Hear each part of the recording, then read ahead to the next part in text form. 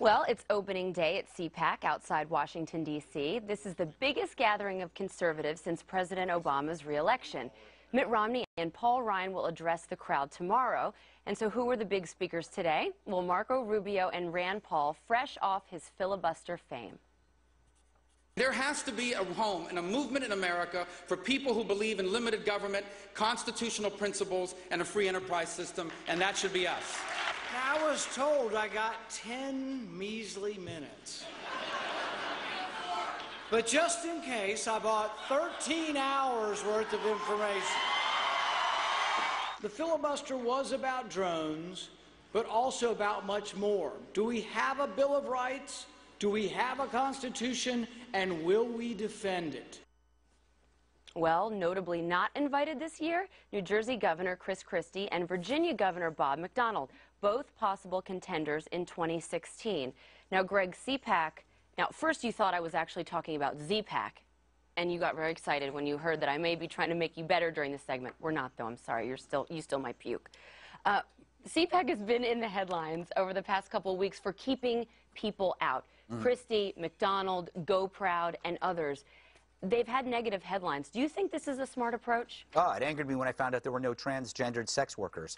That's why I canceled my Amtrak Bob Menendez was very upset, too. Yeah.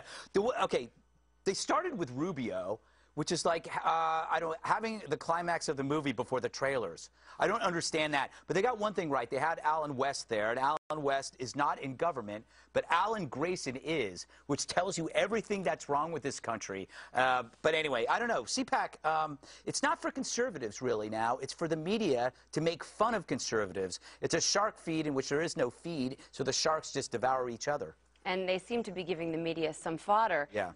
The leader of CPAC, Al Cardenas, I actually had an opportunity to ask him why Chris Christie was not invited. Here's what he said. Why no Chris Christie this year? We tossed it around in thinking who we were going to invite. We've got 30 GOP governors. We got 41 senators. We have more than 200 members of Congress. And people like Dr. Carson, Jeb Bush, and Mitt Romney that folks want to hear from. Wouldn't you argue that Christie is more the future of the party and Romney is more the past? Well, Romney was our presidential candidate. He hadn't addressed the country since the election. So, Eric, do you think that they're making a mistake by snubbing Chris Christie? No, again, this is CPAC.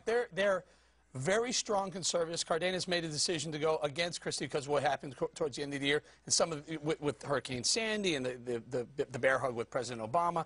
Bob McDonnell, I believe, and I don't know this, I haven't spoken to him, but I believe he was left off the list because of what he did by raising that sales tax in the state of Virginia. I think that's probably why they pushed away from that. Those are principles that true conservatives don't like. My question, look, this appears to be, for the record, this is a big lineup. Rubio, Ryan, Trump, Palin, Ted Cruz.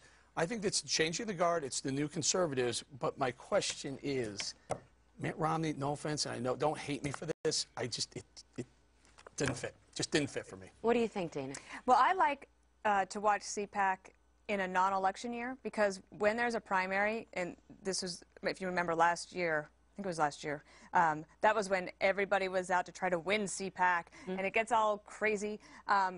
This year, you actually have more policy discussions and a little bit more a chance to chew on, okay, well, what do we want to do as a conservative movement on illegal immigration, for example, was a topic this morning. So I like it for that reason. Bob, I know you love CPAC. You're glued to the TV every the whole minute. thing. But no, I tell you, it does, though. There are a lot of issues that are dividing conservatives that may or may not come out during this thing. Immigration being one of them, the drone policy being another.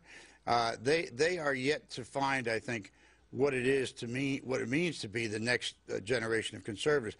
The other thing I would say is that you looked at the winner of the straw poll already.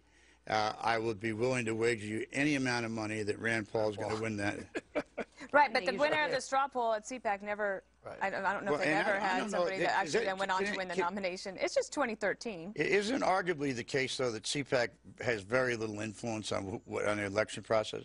It does, but I think that anyone who gives a really powerful speech and who energizes the crowd usually is the one to go on to be the front runner in the presidential election. But the speech has to be seen by America. That's the issue. Will they see the speech? Because it's CPAC, it's people speaking to people who agree with them, and what Obama in 2004 changed that for him. But I would argue, isn't that the problem, though? I mean, conservative values, but this is a platform for them to reform the message and maybe reach a broader crowd with a conservative Forget the message. How about find the right candidate?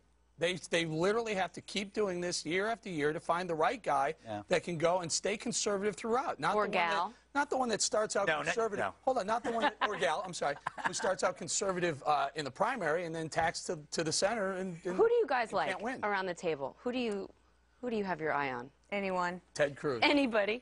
Ted Cruz? I think there's. I'm a fan of Pat Toomey, and I'm a fan of Rubio, and I like Christie, who's not there. But I think Toomey's a strong sleeper. Dana? Remember what Bob used to call him? I know, Toomey. Yeah. I don't know. I think it's way too early, and I like the process. I'm not worried about the future of the Republican Party as much as some people are. I think that this is it's a good time to get all the grassroots together. In the first block, Bob said that no one, next week no one will remember the White House story, the canceling of the tours. I would bet you money that you would find people will remember the White House tour story for a lot longer than anyone will ever remember what happened. That's for sure. Anyone scare you in that group? Rand Paul is the one guy that worries me very much, and most Democrats. And in fact, there's some real fear that the guy could actually take off. Nice try. I was trying to be serious. I know your body language a little bit too well. Okay, well, no, I think Rand Paul for America is a good idea. I like the Wisconsin governor, Scott Walker. Yeah, I don't think he's at CPAC. No. No, I don't know. I saw I don't him on the know. list. But anyway, I like him.